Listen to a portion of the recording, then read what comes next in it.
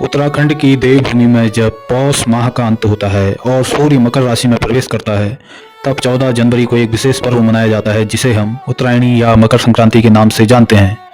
इसी पावन अवसर पर उत्तराखंड के विभिन्न क्षेत्रों से उत्तरायणी मेला आयोजित किया जाता है, जो केवल एक मेला नहीं बल्कि हमारी संस्कृति, विरासत, लोक परंपरा और जन आस्था का जीवंत उदाहरण है। उत्तरायणी मेला हर वर्ष 14 जनवरी को मकर संक्रांति के अवसर पर लगता है। इस दिन सूर्य देव दक्षिणायन से उत्तरायण होते हैं, इसलिए इसे उत्तरायणी कहा जाता है।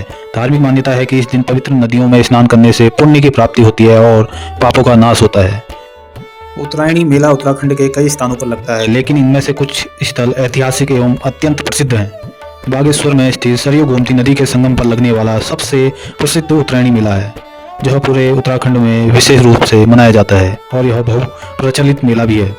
इसके अलावा रानीखेत, दोराहाट, चौखुटिया, जौलजीबी, थल, नैनीताल, हरिद्वार आदि स्थानों पर भी यह मेला आयोजित होता है।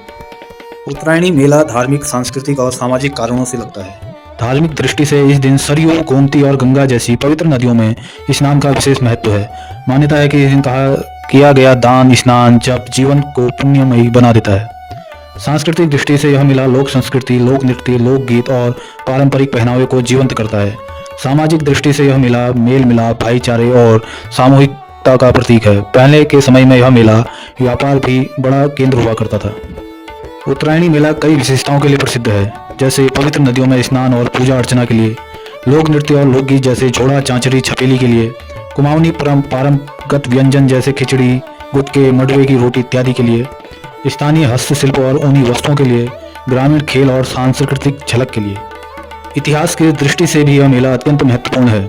साल 1921 में बागेश्वर के उत्तरायणी मेले में कुली बेगार प्रथा के खिलाफ ऐतिहासिक आंदोलन हुआ था, जिसने आज़ादी की लड़ाई में अहम भूमिका निभाई थी, इसलिए भी यह मेला प्रसिद्ध है।